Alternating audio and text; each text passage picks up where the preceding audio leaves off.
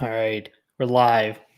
We're doing it. What's up, guys? Welcome to another full blast. I did a video yesterday, and by the end of the video, I actually figured out what I wanted to talk about because, yay, TE talk out things. My tag's sticking up. Okay.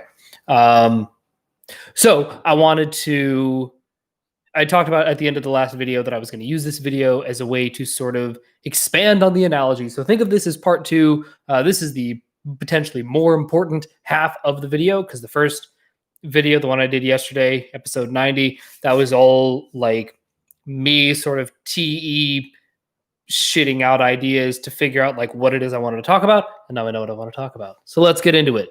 So the analogy that we stumbled upon yesterday was when we're talking about demon awareness and seeing your blind spots and all of this stuff that we're supposed to be doing, right? And like which functions matter most, right? So the video was really talking about where your blind spots are relative to your type and how the less standard Myers-Briggsy you are, the more you're going to have to be aware of different demons, right? So what we sort of end up talking about is like the Tai Lopez's of the world, right? And honestly, even the Daves of the world, right? I happen to pick on two INTJs, but like the Oprahs of the world, right? The people who are doubling up on their lead function, savior state, right? Double activated first function, the play blast EJs,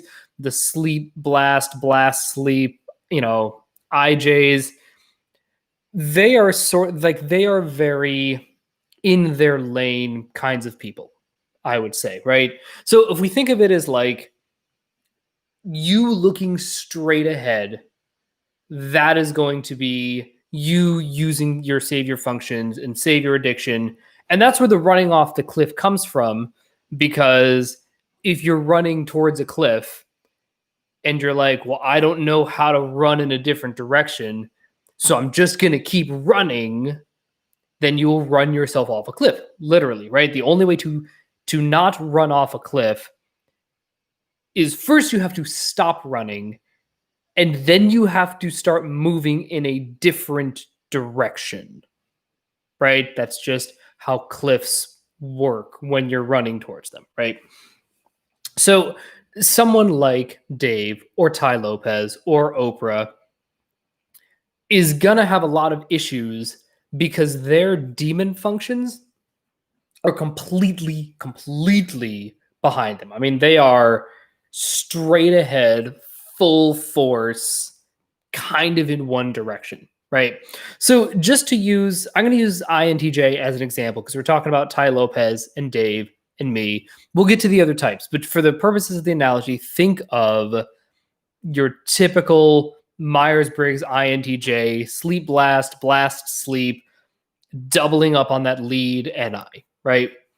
So their NI is like this. And then you can turn your head, right? Generally speaking, barring some sort of injury, or if you're just not that flexible, right? Depending on what you've been encouraged to do, you can, again, I'm going to try to do this right? So you can kind of turn your head 180 degrees, right? So if we think of first function is over here, let's call it middle savior function, middle demon function. Like, sure, I'm a little better at turning my head to the right than to my left, but like, sure, I can get there. That's fine.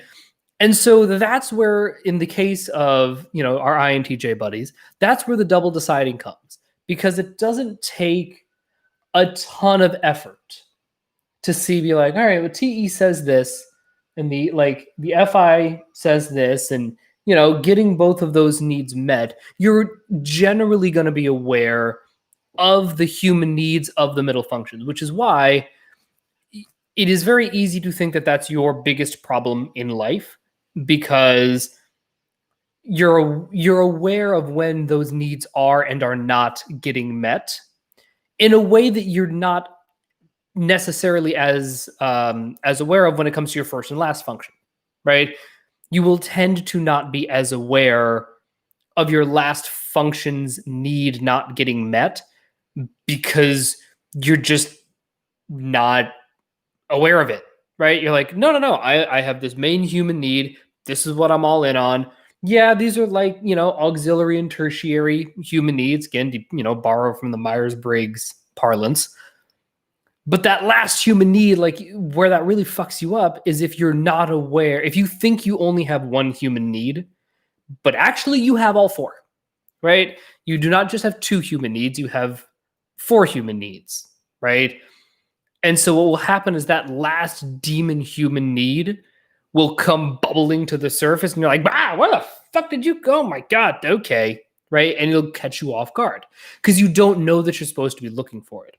And then over time, again, this will happen at, I think there's not really as much of a way to predict when this is going to happen in your life. It can happen early in your life if you suffer a lot of trauma. Sometimes it happens later in life if you're able to sort of coast by on your saviors and then you have the midlife crisis, right? So like that part of it, like the time component can be kind of swooshy.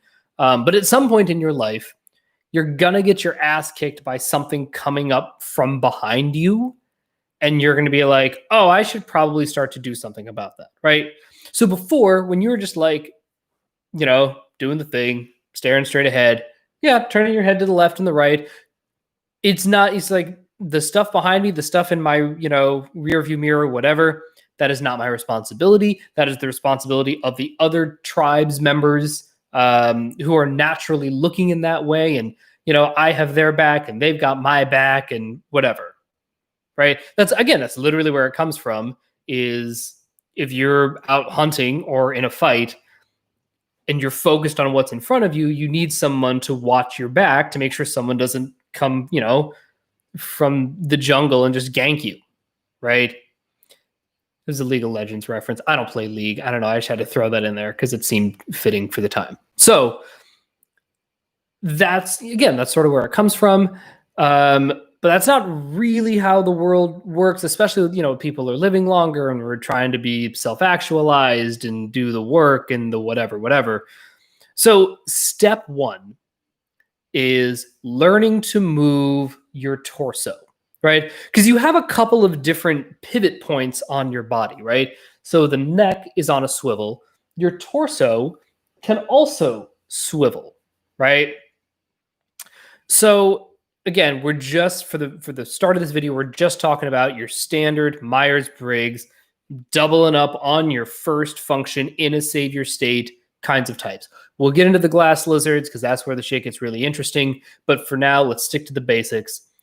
So you're going through your life in Townsfolk land, just kind of moving your head on a swivel. But then what will start to happen is once you start getting your ass kicked, by that demon or that, and you're like, oh, this is, I don't know, life's getting a little harder. I have more responsibilities. I got to take care of more shit. Moving my head on a swivel is not going to be enough. So then you have to learn to move your torso. Okay, here's the thing. Once you move your torso, now you can actually see your last function. Because, check it out, if your head can move in a 180-degree arc, roughly, right? And then you move your torso. Once you get that torso moved 180 degrees, right? So you can kind of see, you can't see my whole body. But like now, my feet are facing forward that you can't see. My torso is now rotated this way. Now, my 180-degree field of view includes my first function and my last function, right? But I can't see my last, right? And if you notice, even just in that last little bit, how much uncoiling I had to do, right? That's a lot to see 180 degrees. That is effortful. That requires like a lot of flexibility and stability and inner core and aware, like there's a lot that's going on, right? So even that though is only part of the issue, right? It has been my experience, and again, my experience is subjective. I have found that in 2020, with all of the internet being what it is, with access to information and access to different experiences and media and the personal growth component with the younger generation, like all this stuff, I would say that quite a few people, a significant percentage of the people, are able to move their torso in one direction pretty freely. Right? Everyone can move their head 180 degrees. And I think that now people are getting a lot better at moving their torso in one direction, right? And so they can see their last demon and they're like, oh, fuck, I got to do something about that. What I tend to see, right? So again, we're going to, just because we used a little fighty analogies, I'm just going to grab some random shit, right? So if like I got my swords, right? And if I'm looking in front of me, I can just hack away at the things, but also I can, get people to the side. I can't do much, right? I can't go full boat without turning my torso, right? But like, yeah, all right, we're doing the thing, right? I can turn my torso towards my savior, and then I can turn my head and fight that guy over there and take care of this problem, and then I can take care of this problem. I'm like kind of covering a lot of bases, right? I'm covering 180 degrees worth of bases with relative ease. And especially if I can get my torso turned in that direction, right? Now I can like really take care of any problem in front of me, or take care of this problem that is now mostly in front of me, right? Because I got that torso rotation. I'm not rotating the torso and the neck. Like, we're good. Like this area right here. So you can so this is dead ahead. This sort of quadrant right here, right? This sort of positive X, positive Y area. That's you using your two savior functions. That's like you seeing a quarter of reality, so to speak, right? So, but what ends up happening, and what I see a lot of people get stuck, is they're like, okay, I can turn my head, I can turn my torso in one direction, and I can turn my torso and my head enough to like see behind me and be like, oh, fuck, that's some shit back there. That's some shit. But where people get really stuck and they get very frustrated and they get whatever is when they're stuck in the mindset of, they're like, I can see all of my demons, but they're still operating under the premise of that is not fundamentally my responsibility. And this is where, and again, in all of the conversations I've had with Dave and Shan, this seems to be what they believe. What I'm about to say is what I think they believe. Everything I have seen of them, this aligns with what they believe. They don't always communicate this in the best way, but this is what I have seen. Letting someone else take care of your demons and sharing the workload is absolutely 100% totally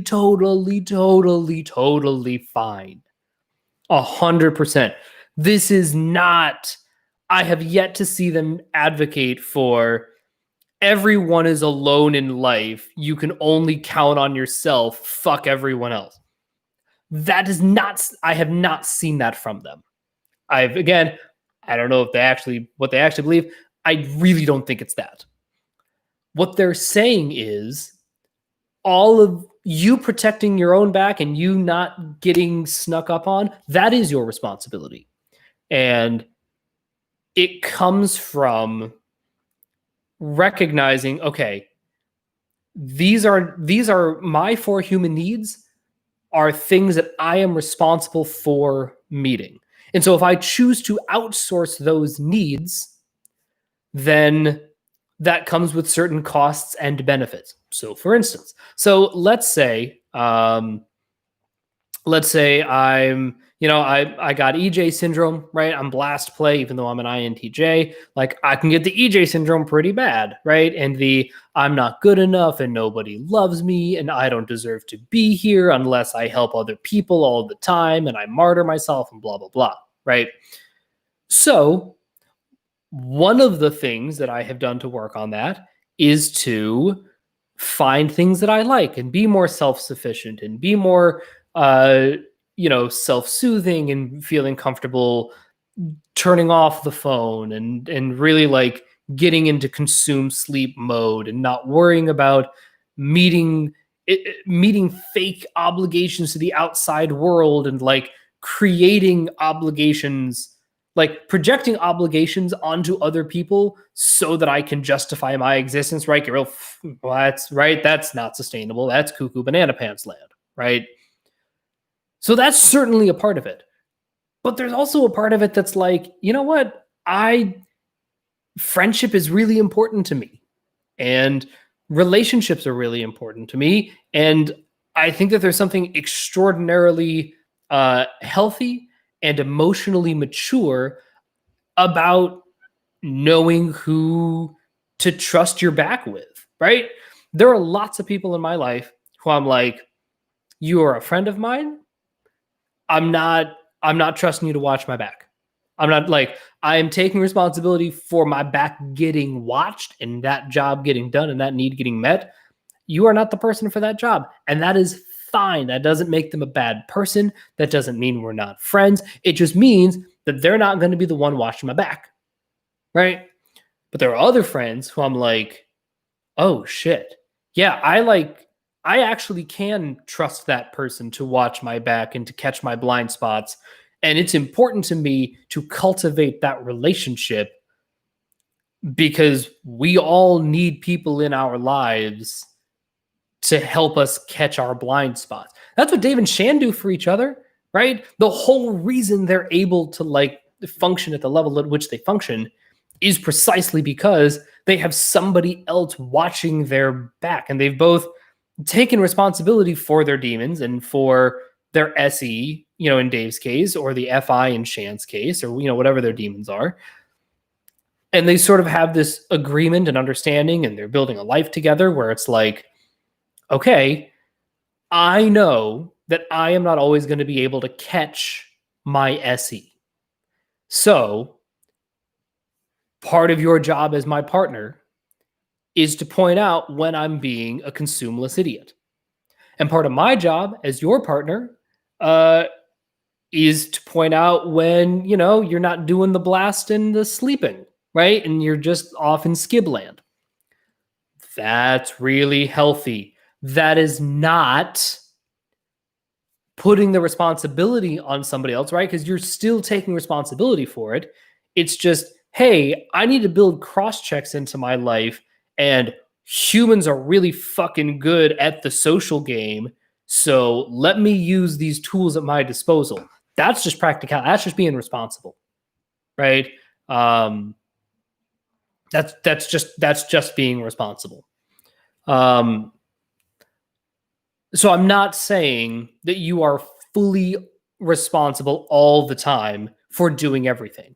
What you are responsible for is if that other person is having an off day, they can't watch your back, that doesn't absolve you of the responsibility, right? So let's say it's like, again, we have all had this interaction at this point in our lives, I would assume, where it's you and your friend and you're talking and you're talking and you're talking and you're doing great and you have each other's back and you have the emotional support. And then one day, one of you is just not having a day. Being like, I woke up, I'm not feeling well, I'm very tired, I'm dealing with bullshit at work or with my mom or with whatever. I can't be there for you in your time of need, right? If that other person is then like, no worries, man, I totally get it. I can figure this shit out on my own. I have other friends. I have a diversified, emotional portfolio, whatever. Like, great, cool, you're good, right? But we've also seen it where it's like, oh, how dare you not be there for me in my time of need? And you're like, I'm sorry, where did that come from? Wait, I'm sorry, what do you think this relationship is? And then it becomes into a whole fucking thing, and then there's the yelling and the I'm not speaking to you, and then the friendship, and it becomes a whole thing, right? So that's not good, right? That's the not good version of relying on other people. But look, I have lots of friends. And a lot of my friendships are very, very deep and very important. And I process a lot of things with my friends, and my friends process a lot of their shit with me. And it's incredibly therapeutic. And we're forming these deep bonds. And I'm like, that's fucking life. That's how this shit works. Right. So, where people get fucked off, right, is when they're like, okay, I can see the demons. I can see those things behind me. But I don't actually know how to get that right. They're like trying to fight it with like their shitty sword. They're like, no, but I gotta do the thing, right? It's like that. And then they're like, well, this is terrible. I'm awful at doing the thing. Yeah, because to actually deal with those demons back there, you have to pull your chair out, get up out of your chair. Now you're like, oh shit, wait, when I'm standing up, I can actually, like, oh wow, this is a lot. Now I can turn my feet. Are you fucking kidding me? I can turn my feet. Holy shit. Oh my God, I don't have to turn my torso. Oh my God, I can go wherever the fuck I want. And now, all right, you're going to see my ass for a second. I just want you to know that I know, right? So now, oh, whoa, oh, fuck. Now I can actually see behind me. Here's where the fear comes in. So what you can't see, just because of the way the shot is. So I have a mic right here, right? The next place that people get fucked up is when they, like, let's say they get to the point and they're like, oh shit, okay, I can stand up. Oh snap, I can stand up. I can do the things. This is amazing. But then they're like, wait a minute, hang on a second. Okay, I can turn this way a little bit and the mic will still pick me up. That's fine. But if I turn all the way behind me, well, now the mic isn't going to pick me up. Like, and that's where I get stuck a lot, right? Because I'm like, yeah, no, just get up, just do the thing. We're good, right? I'm moving to the left, I'm moving to the right, whatever. But then it's like, oh, well, in order to actually deal with the thing behind me, I need to do a couple of different things, right? I need to abandon my post and then turn around, walk away from the microphone, trust that nobody's clicked off the video, deal with the fucking thermostat or whatever, and then I can come back and sit down and proceed with the video, right? That's where I get fucked up. So there are a lot of steps to this, right? And it isn't just a matter of, look, and I think that, again, this is where, when we're talking about like townsfolk land and like what does townsfolk land really mean, at some point, right, townsfolk land was just keeping your head on a swivel, right? You can't get up, you don't turn your torso, you don't even fucking have a lower body. You're just a bobblehead. You're all you can do is this, right? So I don't think that that's an accurate representation of townsfolk land in 2020. I don't. I think that townsfolk land by 2020 standards is very much, we're all sitting down, but we can move our torsos, right? We can see 360 when we try and want, and like, again, me going in the other direction is like, oh, okay, so I gotta go this way. And then, right, like I'm not like Zoolander bad, but like I'm not the best ambi turner in the world, right? It's not totally my thing. But that's fine. Like I'm able to make up for it because I have learned how to just stand up. And you're like, okay, well, this is now a completely different ball game, right? And I would say that, if we had to, again, we're really going deep on this analogy because my NI fucking says so. There's, where does OP come into all of this? I see OP really bridging the gap between sitting and standing, right? Because I do think that, look, I'm sure that there are plenty of people who are still just in like swivel head land and they just don't last in the class very long if they're only on a swivel. Like if they're like, I don't even know how to move my torso. I don't even have a torso. Fuck you for insinuating that my torso matters. Like those people, they're not in a position to help themselves. They're not ready to change. That's fine. That's fine. They'll get there. I'm not concerned. But they're not right. They're not there yet. And that's fine. So, but I think that once you've been in the class for a little bit and you've been loosened up a little bit and you're able to be like, oh right, we all have 4 human needs, and you slowly start to download the information and the stuff, whatever. Yeah, you're like, oh right, okay, I'm turning my torso, and you start to get the coordination of like, well, I turn my torso and my head. Oh right, yep, I can see those demons back there. I can see those demons back there. I don't know what to do about them, but I can see them back there. I am aware that they are there and that they're coming up to kick my ass. And so then you're like, okay, that's a pretty big step. That's a pretty big step.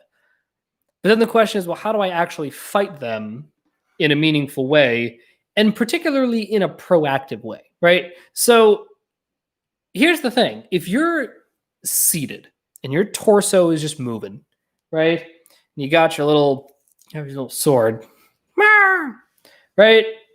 You're like, okay, well, I can't, let's see. So I'm here. All right, I can fight those demons, but they have to be really close to me. They have to be close. I have to wait until the demons get close enough, and then I can fight them. And crucially, I can only fight them with one hand, right? Because, right, so if when I'm facing forward, I can fight with 2 hands. I'm facing to the side, I can fight with 2 hands. But now, I can only do this because this arm can't go across because my torso can only move a certain amount, right? So I'm like, I'm fighting these demons with one hand. This should be easier. How can that guy deal with my demons? Well, first off, that dude is facing that direction to begin with. Secondly, he's using 2 hands. If you used 2 hands, that would be easier. And you're like, okay, well, how the fuck do I use 2 hands? My arm doesn't go that way. And you're like, well, you have to move your whole body, not just your torso. And you're like, well, how do I move my whole body? Well, you have to stand up. I'm sorry, I have to do what? Wait, what do you mean stand up? Oh, fuck, I have feet. God damn it. And now, right, and that to me is what OP is. OP is, oh yeah, by the way, you have feet. You're not just a torso. You have feet. And that to me is where the real hero's journey begins. Is this, oh shit, I have feet. I'm not stuck on this roller coaster. I'm not stuck in a car. I actually can stand up. And again, once you get that first taste of like, wait a minute, I can just move my feet to point in a different direction? Holy shit. Wait a minute. And then it becomes, okay, well, how do I get over the fear of not being heard for a second or whatever that, first human need is? Like, how do I get over that? And, one of the things they talk about in, one of the videos yesterday that I thought was just really, really great. We're talking about like the unconscious and the going into fears, the big glacier analogy, right? It's one they've used before.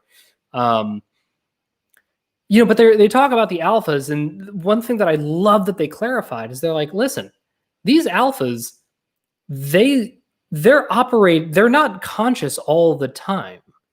That's not the goal, because if you are totally conscious all the time, you don't get anything done, right? Because to me, total consciousness all the time is this like you're just spinning around in circles and you're like, here's this thing and then here's this thing, and you're just like trying to fight all of these things, and you can't actually go after anything or get ahead on anything because you're just spinning in a circle, trying to be aware of everything all the time, and you don't get anything done, and you're just getting assaulted, right? So what you have to do is you have to learn how to go down into the darkness momentarily, deal with whatever you need to be like, oh shit, I hear footsteps coming up from behind me. Give me 1 second. Okay, anyway, where were we? Great. And then they just come back up and they're fine. There's a great clip, and I'm sure I've mentioned this before, but it's one of my favorite clips ever. I'm sure this is somewhere. I happened to see it in the extra features on. There's a movie called Notes from a Scandal. Notes of a Scandal.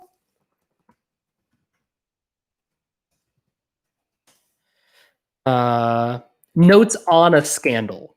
Okay, so it is a movie with Dame Judi Dench, and Judi Dench and Cate Blanchett. Oh, it's a really good movie. Judi Dench is fucking incredible. She is terrifying in it. She just Dame Judi Dench's all over the place, and it's the fucking best. But they did like these little behind the scene featurettes with her, and she plays this like really intense, like stalker type person, and like really, really menacing and dark and bad. It's great. But when you see her on set, she is laughing, she's joking, she's palling around. And now some of that is just like, in my opinion, that's just called being a professional. When you are an actor and if you are playing a role that is that intense and that dark, it is important for you as the actor, as the acting professional, to send the signal to the crew and to your fellow cast members that it's like, this is just play pretend. We're just telling a story here. This is not me. I'm not fucking Daniel Day-Lewis. No, fuck that guy. Like, we're all having fun here. And then when the cameras start rolling, then we get into it, right? J.K. Simmons did that when he was doing Whiplash. Like, Whiplash is a really fucking intense movie, and like, it's one of the most verbally violent movies I've ever seen. It's so intense. He is not a good man, but between takes, he's always joking around with people. And, as soon as they call cut, James Gandolfini did the same thing when he was Tony Soprano, because that's where you get somebody like James Gandolfini. May he rest in peace, right? That guy is pure. I mean, he is the nicest, sweetest, most professional person you could ever hope to work with. So they say. Just, I've never heard anything but a truly glowing review of him and his work ethic. And yet he played Tony Soprano, like one of the most badasses of all time. And he made a point. He's like, okay, I'm going to go down into the darkness momentarily. We're going to get this scene. And then I'm going to come back up. And then I'm going to be on autopilot. And it's going to be fine. And we're just going to move through our lives. And it's all good. Right? And that to me, you know, talking about like working on your darkness and embracing your darkness, whatever, you cannot live in your unconscious demon hell land all the time. You just can't.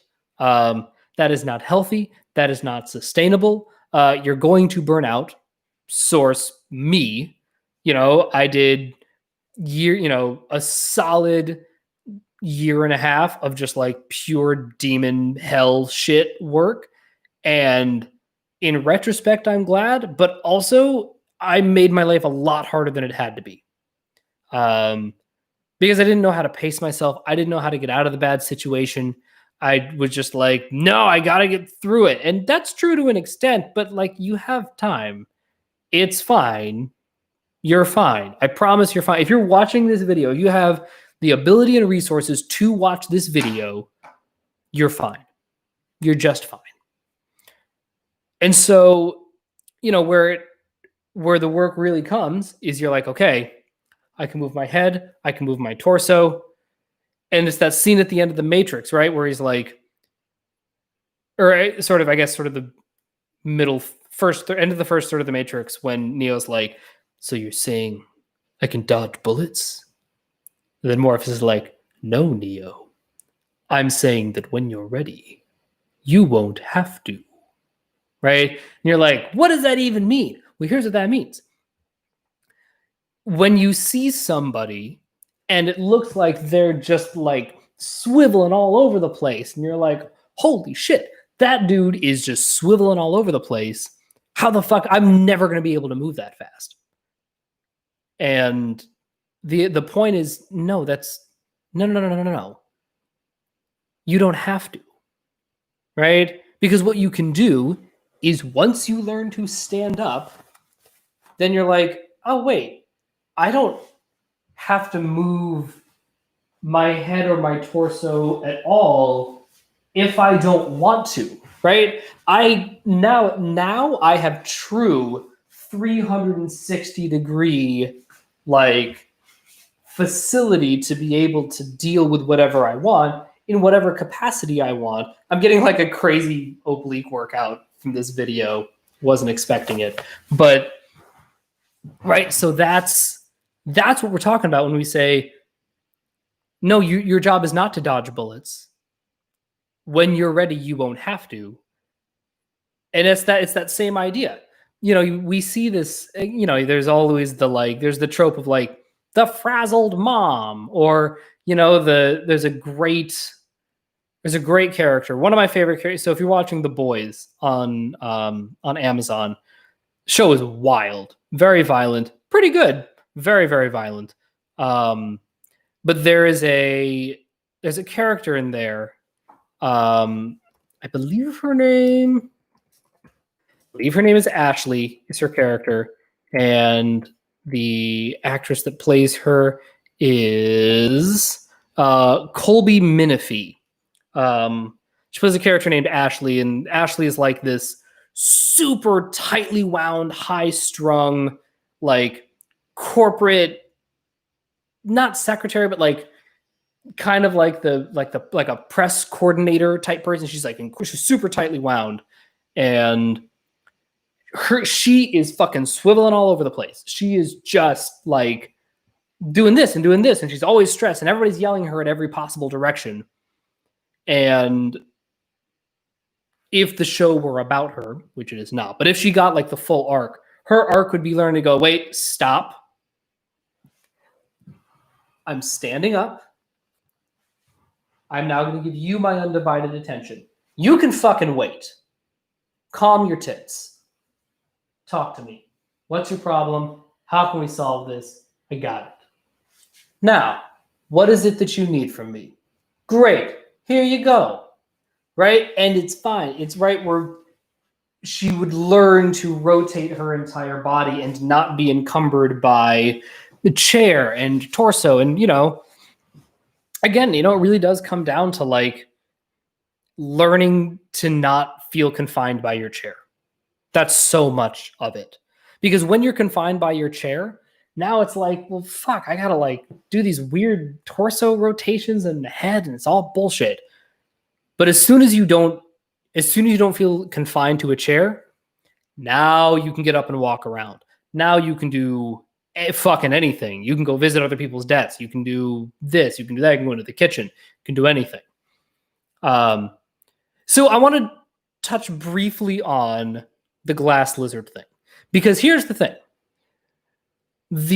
So if we think of, again, I'm going to use my functions just because it's easier for me to illustrate. If you think of like first function, second function, third function, last function, right? So for me, it's my NI, my TE, right? Because my TE is double activated, my chair is now tilted, let's say 22.5 degrees to the right? So because my TE is double activated, I'm like facing northeast, right? Because my SE is double activated, that gives me another 22.5. What's happened? 11.25. That seems right. Another 11.25 degrees to the right as well. So I'm faced basically this way as a glass lizard. I am still debatably, like my chair is supposed to be facing in this direction, right? And me looking 180 degrees, yeah, I can see into FI land, right?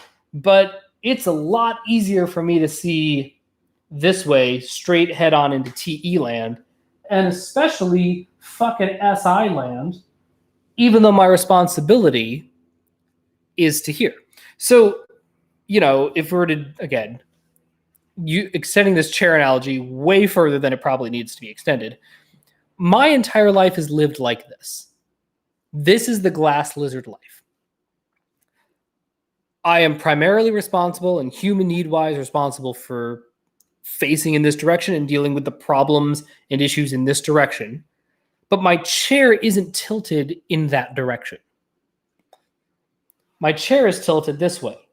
So now I got a choice. It's like, okay, well, do I move my table? Do I have to move the mic? Why don't I just deal with these problems, right? But then I'm ignoring these, which again, I can see, right? I can still see into that direction. And, when I'm really playing to my first function, I can really see into that direction. But all that being a glass lizard does is it just gives you greater demon awareness. That's it.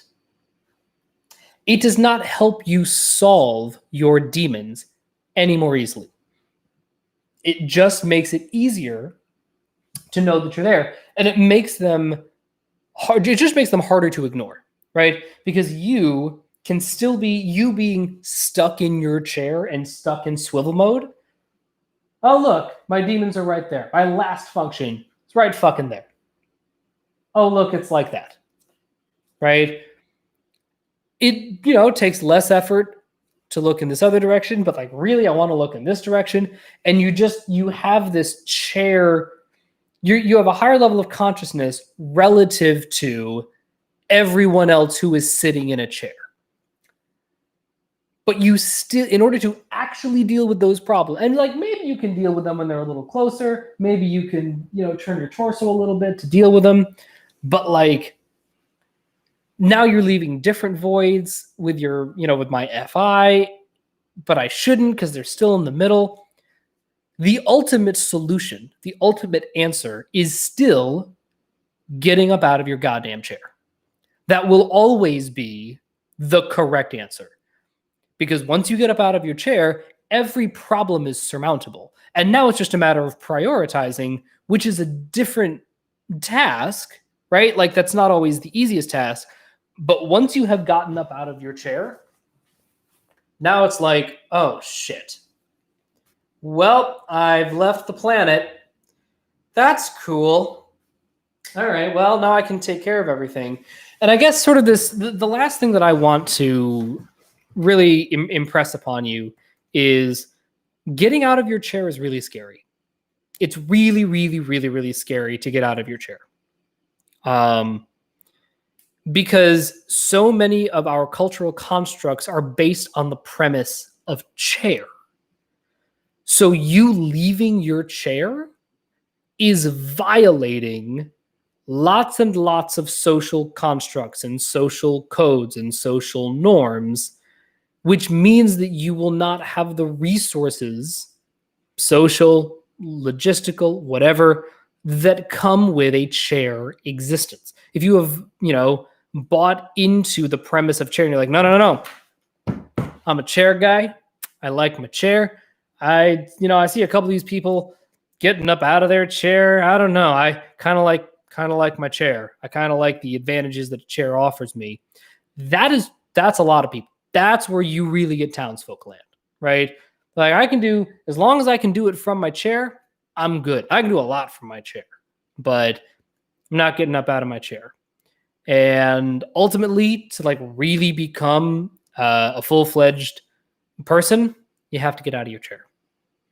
So just know that being a glass lizard is advantageous in that it gives you increased awareness faster, but you're going to catch up to the glass, just by doing work, you can catch up to the glass lizards really, really quickly, right? And you're going to get to the point, right? And it's why glass lizards can still get fucked up, right?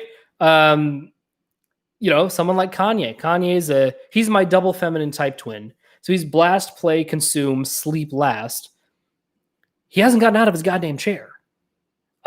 Same with Christian Bale. Again, the double feminine, blast, play, consume, sleep, last, INTJ. His big issues in life come from not getting out of his goddamn chair. He can see his problems, but he hasn't gotten to the point, at least, back in the day, I haven't talked to him recently, but getting up out of the chair and actually confronting those problems head on. And even to the point of being like, you know what? I'm not going to wait until it gets too hot in my apartment. I'm going to get up and turn around, walk to the thermostat, deal with it, and now I can come back, right? And that's the freedom we're looking for, man. If you can do that, and you can get comfortable doing that, and you get practice doing that and getting up out of your chair, now you're killing it. Now you're fucking killing it. And now you can do anything. And now you're not. Now, when we're talking about the functions don't matter, the whatever doesn't matter. In what we're talking about is you're not comparing I can turn my head this far. When I turn my head to the right, I get TE. What do you get? Oh, you get FE. Well, my TE is better than your. No. It doesn't matter. There's no swiveling.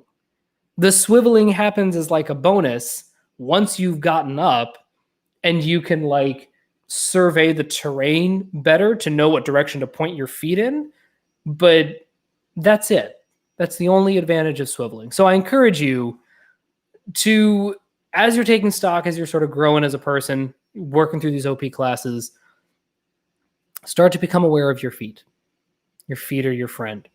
And the more you can get comfortable standing on your feet, the less beholden you will feel to playing this weird, overwrought swivel game that only exists because you have decided that you have to be stuck in a chair. All right, that's all I got for today. Thank you so much for hanging out with me, and I will talk to you guys later. Bye!